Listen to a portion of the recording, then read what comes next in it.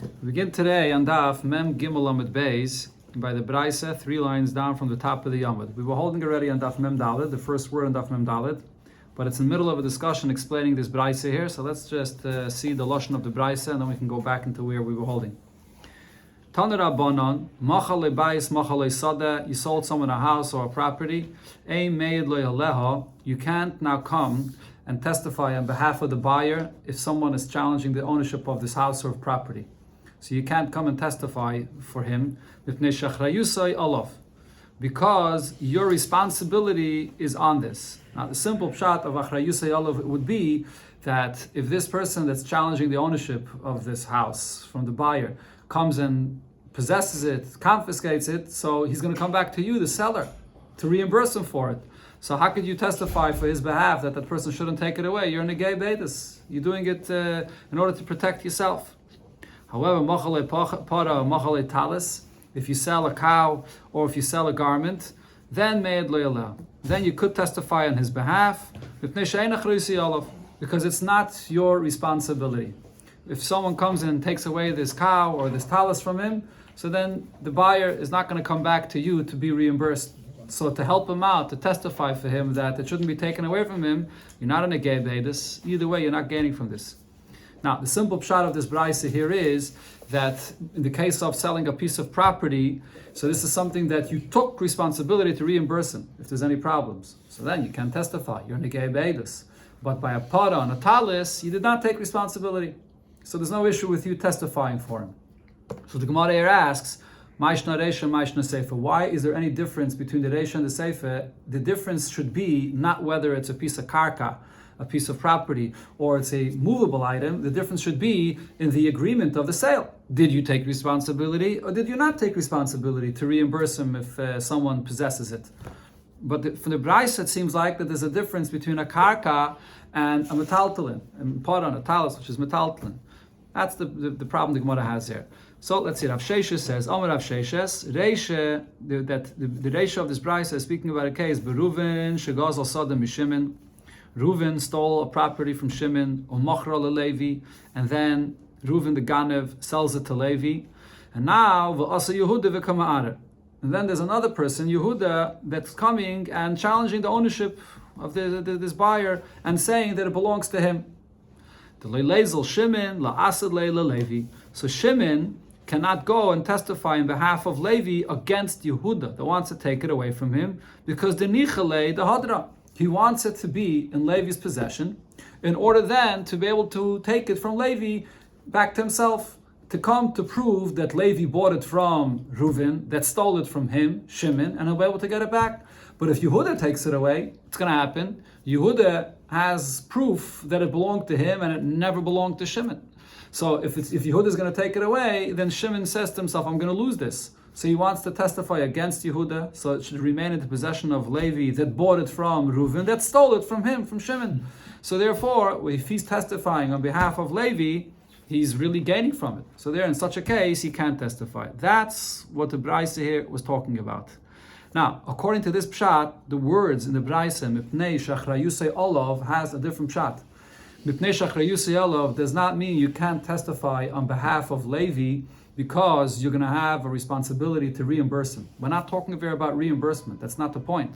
The point over here is that Levi has the responsibility. Achrayus, the expression of the Braisa Achrayus refers to Levi. Levi, which is the buyer of a gazlan, has a responsibility to return this property to the true owner, which in this case is Shimon. So therefore, when Shimon is testifying to help out Levi, he's gaining because Levi will then have to return it to you. Whereas if Yehuda would take it away, then you lose it. So then Yehuda has proof that it's his, and then you won't have it anymore. Now, the Gemara went through over here a discussion to explain why it is dafka that he gains when it's in Levi's possession more than if it's in Yehuda's possession. Seemingly, if Shimon has proof that it's his, what difference should it make to him if it's in Levi's possession or if it's in Yehuda's possession? He has proof that it's his. So the Gemara explained either he has an easier time to deal with Levi. Levi is an easier person to deal with than Yehuda. Yehuda is a tough person, so he doesn't want to deal with Yehuda. Or the Gemara says, just like Shimon has proof that it belongs to him, Yehuda also has Eidim that it belongs to him. So if it's going to end up going to Yehuda, it's going to be a problem. because now it's going to be 2 against 2, and once Yehuda has it, he won't be able to take it away from him. So therefore, what Shimon would rather do is, before Yehuda gets it, Shimon wants to testify himself to passel Yehuda's Eidim. So Yehuda shouldn't be able to get it. And then, now that it's by Levi, Shimon will be able to get it from him. That's what he's trying to accomplish here. Okay, that's we were holding now here in the Gemara. Now let's continue on Daf Mem Daled Amud Aleph. So the Gemara asks on this pshat from Rav Sheshes. So we have to explain now, okay, before the Gemara comes to the Sefer, the main question was, the Gemara wanted to understand why in the Sefer do we say that by metaltalin, the halacha will be different than it is by karka. But before the Gemara gets to that, the Gemara tries to understand why is Rav Sheshes saying in this case that there's a owner, Shimon, and then there's Reuven that stole it from him, and then Shimon sold it to Levi, and now the original owner, Shimon, wants to say Eidos to block Yehuda from taking it away from Levi. Why do we have to make the case so complicated? Frek the Gemara, v'loikma begazlan. Why can't we say the exact same story with the same pshat that Rav Sheshes is saying, but without the last step? You don't have to say that Levi bought it from the Gazlan. How about the case just be that Reuven stole it from Shimon, and now Reuven, the Gazlan, has it, and Yehuda, or you don't even have to say Yehuda, you could say Levi comes and wants to take it away from the Gazlan, Reuven, and Shimon wants to testify to block this other person, whether we can call him Levi, we can call him Yehuda, he wants to block someone else from taking it away from the Gazlan. Why did Rav Sheshes have to explain that there's a Gazlan, and then the Gazlan sold it to someone else, and now you're trying to block someone to take it away from that buyer of the Gazlan? Forget about the buyer of the Gazlan. Say the exact same story regarding the Gazlan itself. And so you could say the exact same shot. So the Gemara answers, no, because then we won't understand the difference between the Reisha and the Sefer. And that was the main point that we were trying to explain here. So, Kimshum, the Kabbalah, Misni Sefer, what does it say in the next case of the Braise? Machale para, machale talis. That if you sold a cow or you sold a garment, so over there it says that you could testify on behalf of this buyer, because over here you're not gaining anything. So in this case, the dafke machar, over here it must be a case, if we're going to say this pshat of Rav Sheshes, that we're talking about a gazlan, so it's only going to explain why you can testify and you're not in a gay be'edus, it can't be talking about the gazlan itself. It has to be a case where there's someone that bought it from the gazlan. Why? Because the havalei yiyosh v'shini rishos. By metaltalin, the halacha is that if the nigzal, if the owner was miyayish, and then after he was miyayish, the gazlan sold this item to someone else, so yiyosh and shini rishos creates a kinyan that now the owner does not get back this item that was sold. That's the halacha. We learned this in Bava Basra. According to some opinions, actually, as soon as the original owner is miyayish, you don't get it back anymore. The gazlan is kainet. But there's other opinions that argue and say that yish itself is not kainet. But everybody agrees that in a case of a gzela, if someone steals something and we heard the owner was miyayish, we heard him saying vayla l'chasar and kiss, he gave up on it, and then not only that, the gazlan went and sold it to someone else. So by both together, yish and the change of possession that he sold it to someone else, now the original owner can't get back that item anymore. It's acquired. There's a kinyan that he keeps it. So therefore, in such a case, over here, if Shimon, the original owner, wants to come and testify on behalf of this person that bought it, he's not in a gay beidus anymore. Why? Because he can't get it back anyways. If he's trying to block someone else, in the case that the Gemara described it, he's trying to block Yehuda from taking it away from Levi, which is the buyer of the Gazlan. So he's not in a gay beidus. He's the original owner, but he's not trying to get it back. He can't get it back anymore. It is already a yish, a shini, rishos. So this would explain the difference between the Reisha and the Sefer. In the Reisha, when it comes to Karka, the halacha regarding a piece of land is, there's no gzela by Karka. A Karka, wherever it is. There's no concept of Yish and Shini Rishus by Karka. So therefore, even after there was a Yish, and even after the Gazlan sold it to someone else, you still get back your Karka. So that's why in the Reisha it said that if the original owner, Shimon, wants to testify to block Yehuda from taking it away from Levi, he's in a gay beidus, because he's trying to get it back for himself. But in the Sefer, where it's talking about metaltalin, since there was a Yush and Shini Rishos, so now you anyways not getting it back, so therefore you can testify on his behalf. That's why Rav Sheshes said specifically this case. Ava loy mochar, but if the case over here was that the Gazlan did not yet sell it to someone else, the Hadralei, so then it would go back to the original owner. He still has the ability to take it back. So therefore, then you would not be able to testify on behalf of the buyer. Because in such a case, or not the buyer, if it would the gazlan itself, if you didn't sell it, so then you would want to testify on behalf of the gazlan itself, you wouldn't be able to, because you're still testifying and gaining by it. You want to take it back for yourself. So that's why in the Sefer, the only way to explain why you're not in a Gei Be'edos is if the gazlan already sold it. So therefore, Tana Reisha Nami Mochar. So the Reisha is also the same kind of a case where the gazlan stole it and he sold it to someone else. So this is now the explanation of the difference between the Reisha and the Sefer. In the Reisha, you're in a Gei Be'edos, and in the Sefer, you're not. But the Gemara asks on this is not a good explanation. The Sefer Nami, even in the Sefer of this Braise, where it's talking about metaltalin, whether a para or a talis, we just explained that the reason why you're not in a Gei Be'edos is because that's it, it's gone. You can't take it back anyways. But that yish only affects that you cannot take that cow or garment back for yourself. But midame mi miyayish, but from getting paid back money, does that yish have any effect? The halacha by yish of yish and shini rishus, that you don't get back the item itself, does not stop the halacha, the obligation of the ganav, and in this case the buyer of the ganav, to return the value of it, the money of it, that you have to return. So when you're testifying to try to block Yehuda to take it away from the buyer of the gazlan, why are you doing that? Because if you allow Yehuda to take it away, then it'll be clarified that you were never the owner, you're not the nigzal, and you won't get back a penny. So you're trying to block Yehuda from taking it away in order for you to be able to prove that it's yours and at least to get back the money, even if you can't get back the item itself. So you're still in a Gei Be'edos. Says the Gemara, so we have to add another detail here to the story. The mis gazlan. The case over here is that the gazlan, the one, in our case, Reuven, the one that stole it, he died. And in such a case, you don't get back money either.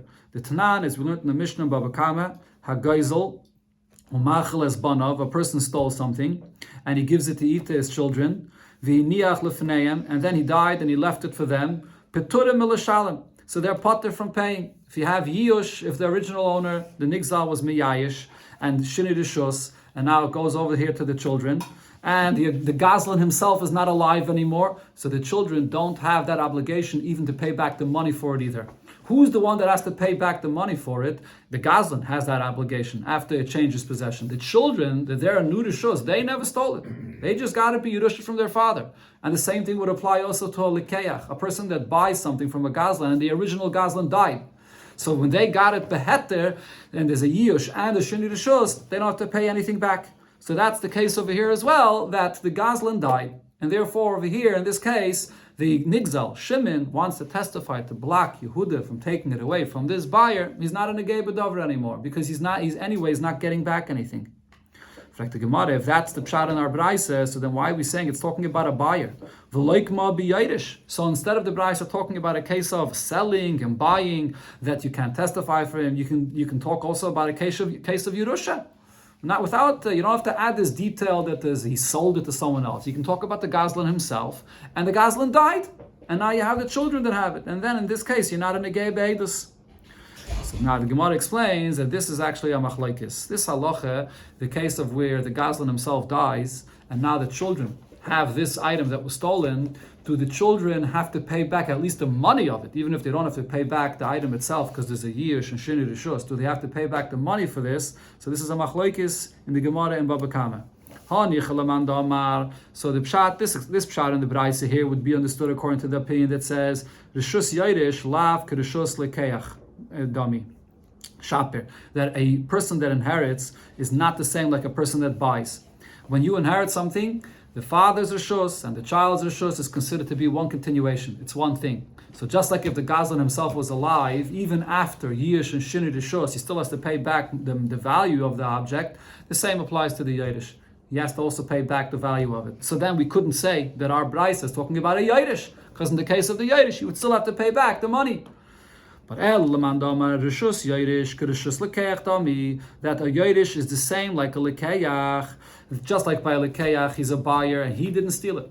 the one that sold it to him stole it, and he died already, and now you got it beheter, so you don't have to pay back anymore. And according to this opinion, the same is by a Yerush. When you inherit from a father that's a Goslin, so then whatever he stole doesn't matter. The father is dead, and now there was a Yerush and a Shini Rishus, you can keep it. So Maya Kilamema. What are we going to say? So we could have said over here in this Braisa that it's talking about a Yerush instead of the Braisa speaking about a Moicher and a Lekeyach. Right, so this machlokes, we had this in Bava Basra, the Rashbamia brings Bekitzer over there. The shaila is how you learn the pshat of this mission that we just quoted. Hagayzel or machalas banav yiniach lefneim. Is the case that the children still have this item that was stolen, and even then we say that they can keep it and they don't have to give anything back because they got a beheter, or that Mishnah there is speaking about when the actual gzela that was stolen was eaten up already. It's not here anymore. It's not ba'olam anymore, and that's why by a Yerush I say that they don't have to pay anything back. But if it was ba'olam, if they still have it, they would have to pay back because the Yerush and the father is like one rishus. Besides all of this, Abaye had another question on this pshat of Rav Sheshes as far as the lashon of the Braisa is concerned.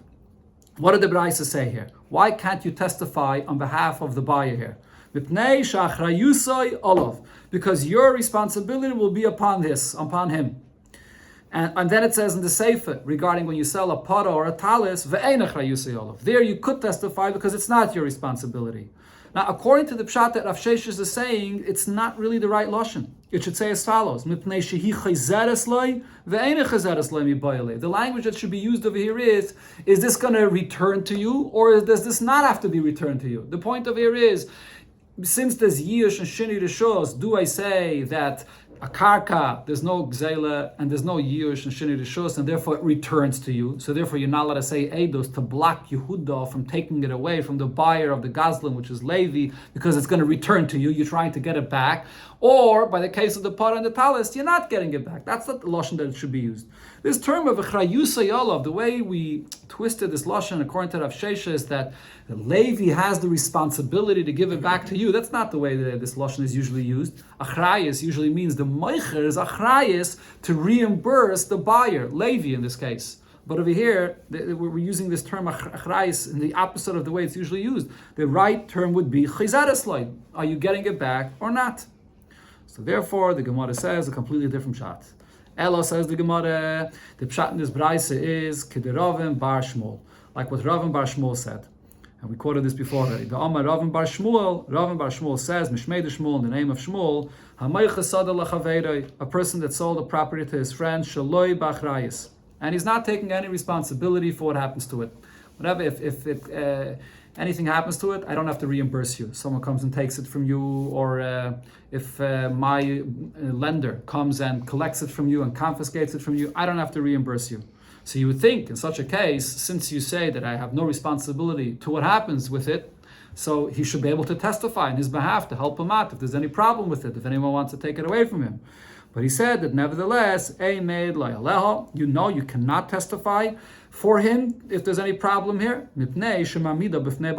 because you want it to remain in the possession of the buyer, because then you make it available for a balchayv that you have, for a lender to come and collect from there. If someone borrowed money from you, or rather, if you borrowed money from someone earlier before this sale, so there's a lien on this property, so you want that lender to be able to come and collect from here. So you want it to stay put where it is for your benefit, so you can't testify.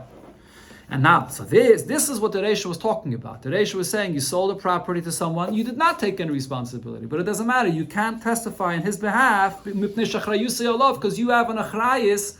There's an achrayis here on this property that it could go back to your lender, to someone that you borrowed money from.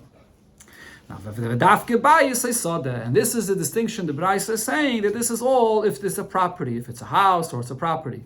Part of it talis, but if it's a cow or a garment, any movable item, so then over there in such a case, you could testify on behalf of the buyer. You took no responsibility to what happens with it, and in this case, a lender cannot come and collect that cow and garment. The halacha is a lender does not have the ability to collect from a taltalim once they're sold to someone else. And the Gemara explains, needless to say, bistame, by any kind of loan when you borrow money from someone. So the lender cannot come and collect from any movable items that you already sold to someone else. The loy mishtabdele. There's no lien on any of those movable items that you sold to someone else. My time, what's the reason? Metaltalinino. It's movable items. Umetaltali lebalchayv loy mishtabdi. There's no shibud on metaltalin that you sell to someone else. And the reason is, as the Gemara is going to conclude here, because such a kind of shibud on metaltalin, there's no koil about this. It's not something which will be public knowledge. If a person borrows money, if a person has a mortgage on a house, that's something that everybody knows, that there's a lien, there's a mortgage on his house, and therefore, before you buy this house, you want to make sure that everything is free and clear. But regard to any other movable items, people don't, there's no coil to know who you borrowed money from to know that it could be collected from this movable item. So therefore, it's not right to then go and confiscate this movable item from a buyer. Imagine if any time you sell any movable item to somebody, and then someone can come and confiscate it from you because, I once borrowed money from this seller, and therefore I'm coming to you to collect. No one's ever going to want to buy anything from anybody. Anybody can, at any time, some borrower will come and confiscate this from you. So therefore, by metaltalin, you can't come back to take it. And that's the seifa of the Braise, where it says, Ein achrayis yolav. This is something that you don't have any achrayis on this, that a lender can come and take it. So therefore, you can testify on his behalf. You're not gaining anything. Now the Gemara here will spell out further all the details to make it clear that by metaltalin, there's no case, or at least in this Braise, it's not speaking about a case where it could be collected for a loan. So the Gemara goes further and says,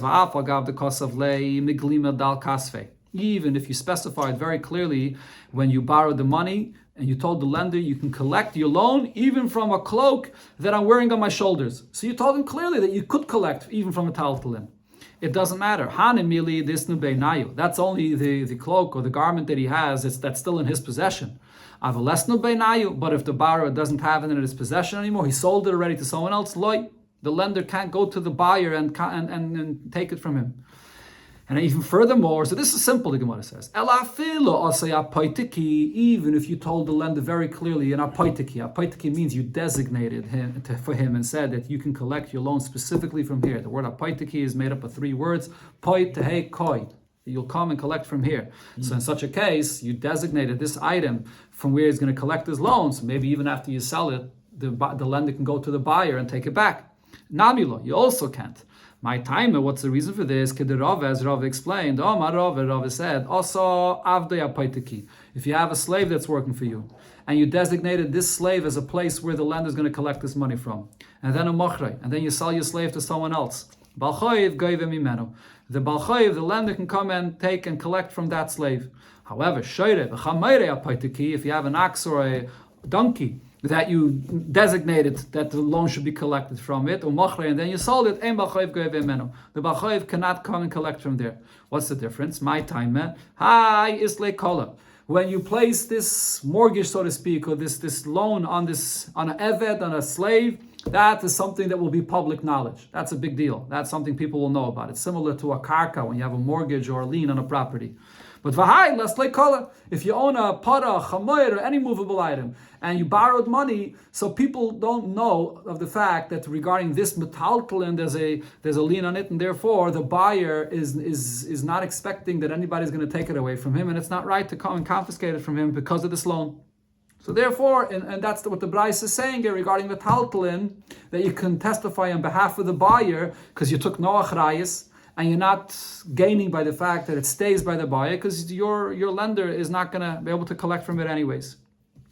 But the Gemara asks further, but v'leichesh dilme aknele metaltali agav mekarkoi. Even if usually there is no shibud on metaltalin that you could collect after you sell it, but there is a way that there could be a shibud on metaltalin. That's if it's done agav karka.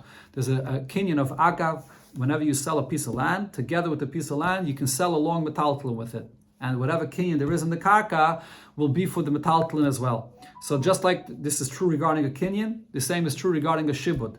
That when there's a lien on a property for a loan, so along with that property, you can apply the lien, the shibud, on metaltalin as well. So maybe that's what happened over here. Things he has on the All different movable items as well, along with the karka, there could be a lien on this. So why shouldn't we say in this case that maybe that's what happened? And so how can we allow him to testify on behalf of the buyer of this metaltalin? Maybe he is gaining from this. The Amar Rabbe said, "He aknele metaltalin agav mekarke." If you're makne together with the karka, the metaltalin So kani mikarke, kani metaltalin. Someone take out the extra word here, kani. So you kind or goive, you can collect both the karka and you can collect from the metaltalin as well. This is halacha regarding shibud. We're not only talking about a sale of karka. Even for the halacha of shibud, that there should be a lien on the karka, and along with that, there can be a lien on the metaltalin as well. And Rav Chisda explained about this. You have to make it very clear that this is the leikas smachta. That there's a shibud on the metaltalin is not like an asmachta. Asmachta we had many times when a person promises something and he doesn't really mean it, and we don't really rely on it. So over here as well, this sort of could look like an asmachta. You're saying to the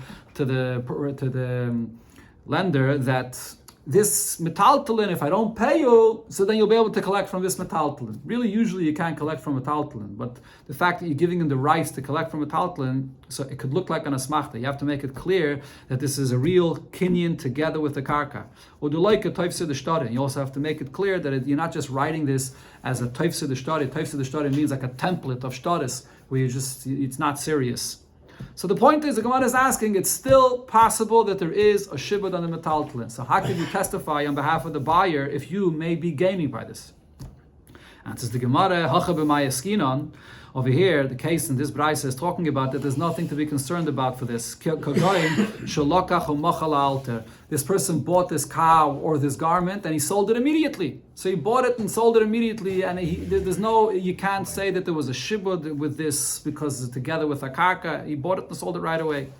There's still something to be concerned about. Why wouldn't we be concerned? Dilme de iknihu. Maybe what happened over here is when he borrowed the money, he told the lender that I'm being mishabed to you this karka, and in the event that in the future I'll buy a piece of metaltalin and I won't have what to pay you, that piece of metaltalin that I'll buy in the future will be mishubed together with this karka. So the ikni means what I'll buy in the future, and he's being mishabed together with the karka what he buys in the future. Maybe he can do that. So you're telling me that he bought this metaltalin and sold it immediately, but maybe already in advance he was mishabed together with a karka to the lender, and now when he's testifying, he's gaining by it, that he's making it available for the lender to collect from it. So the Gemara says the fact that we're not concerned for this, shamet mino, we should be able to prove from here that the ikni, in a case where a person says this regarding the future, that what I will buy in the future should be meshubah to you from now. So then kana umachar, if you actually bought later and you sold it afterwards, or kana v'hoirish, or you bought and then you died and your children inherited this, loy mishtabed. The shibud does not take effect, and the reason why the shibud does not take effect is because this is a dava shaloi bala olam, or even if it's bala olam, it's something that's not yorishus yet. You can't say that something that I will buy in the future should become mishubid to the lender to collect from if you don't even have it yet. So this is actually something which the Gemara discusses here later in this Masechta. Does a person have this ability to tell the lender that what I buy in the future should become mishubid to you, or no? Or he can't talk about the future. It's only something that he has in his possession now. So the Gemara is asking, based on what it says here in this Braise, that we're not concerned that there's any kind of circumstance where he's gaining by testifying on behalf of the buyer for this metaltalin. This should be proof for the fact that he can't be mishabed these metaltalin even if he's going to buy it in the future. So that should resolve this shaila. Says the Gemara, no, we can say that over here, the pshat in this Braisa, why we're so sure that there's no shibud on the metaltalin is different. Leitzriche, over here we can say the pshat is that the case is the ka'amri edim, there are edim that come and tell us, yadinam be'bahai, we know regarding this seller, deloy havale ara me'olam, that he never owned a piece of karka. So our whole question was that maybe he was mishabed the metaltalin that he sold together with the karka, but he didn't have any karka. So there is no shibud on the metaltalin together with karka, so therefore he can testify for the metaltalin for the buyer that has this metaltalin now. But for Rav Papa said, Afagav. So here, the whole basis of the answer of the Gemara was that the seller did not take any responsibility for the sale. If anyone will possess it or confiscate it from the buyer, so then the seller says, it's not my responsibility at all. So therefore, the Gemara is concluding now, he can testify on behalf of the buyer because it's no gain to the seller. And the Balchayv can't come, if the Balchayv confiscates it, the buyer can't come back to you to reimburse him. He can't confiscate it, B'chlal. There's no shibud here on this. But if Papa asks though, that the halacha is, when you sell a property to your friend, and you didn't take any responsibility on this. And now your lender comes and possesses it. So he can't come back to you to be reimbursed because that you didn't take any responsibility for this. However, if what you sold to this person, it turns out that you were a gazlan, what you sold was not even yours, someone else comes and possesses it and says, the person that sold it to you stole it from me. Then even if you did not take responsibility to reimburse him, he could come back to you to get reimbursed for this. Why? Because now it turns out that the whole sale was nothing. The whole sale was a mekach tos. He has nothing. In such a case, when someone comes and takes it away from this buyer, the buyer has to give him everything. He has to give him the property. If there's any paytis in the property, if there's any shvach, whatever you invested in the property, you're going to have to give it all away. So it turns out that the whole sale was null and void. When a lender comes and confiscates it from the buyer, he can't confiscate mamish everything. The actual paytis of the property here now, he can't confiscate. So there's something that the buyer had here. And now the lender comes and takes it away, and it's not the seller's responsibility to reimburse him. There was a legitimate sale here. You can't say that there was a legitimate sale. LMI, now there's a lender that's confiscating it, then you don't have to reimburse him. That was the deal of the sale. But in a case where you're a gazlan and you sell it to someone else, even if you took no responsibility, but the whole sale is nothing. You sold him something that's not yours, and he has to give it all away to the true owner. In such a case, it doesn't make a difference what the deal was. You're going to have to reimburse him. So if so, the Gemara's question over here is regarding this case of the para and the talis. You sell someone a para and a talis, and now someone else wants to come and take it away and claim that he's the true owner and the seller was not the true owner. How could you come and testify on behalf of the buyer to say that you were the true owner? You're gaining by this. You don't want him to, if the person confiscates it, even if you didn't take responsibility, you're going to have to reimburse him. Answers the Gemara, the case over here is that the buyer himself says that I know for a fact that this was your cow. The Gemara uses this term bas chamayrai because it's later in the Gemara where it talks about a donkey, but over here in this brayse it was talking about a para, a cow, or a talis. The case over here is that the buyer himself says, I know that you're right. I know that really you're the true owner. This person that's coming and claiming that it belongs to him, he's really the gazlan. Right, so and now you're coming to testify. So you can't say over here that you're a negeya bedavar because the buyer himself is not going to come back to you to ask you to reimburse him. He agrees to you that you are the true owner. So therefore, you're not gaining anything by this. But Rav Zvid argues on what Rav Papa said. Rav Zvid says, when you sell something to someone, whether a karka, whether any item, and then it turns out that it wasn't yours, it wasn't the seller's. If you sold it and you made it clear that you're taking no responsibility for what happens to it after the sale, even if now it turns out that it wasn't yours, he can't come back to the seller. Because the seller tells him, this is exactly the reason why I specify that I'm taking no responsibility, that it's risk-free for me, that the whole risk is all on the buyer's behalf, and it doesn't matter, even if it turns out that it was a mekach tos and I was a gazlan, it's your problem. So therefore, over here in this case, regarding the metaltalin, since there's no lender that can take it, and this person that's confiscating it from him, it's not my responsibility. So if he testifies on his behalf, he's not gaining anything. And that was the pshat in the brayse that he could say eidos regarding a para and a talis.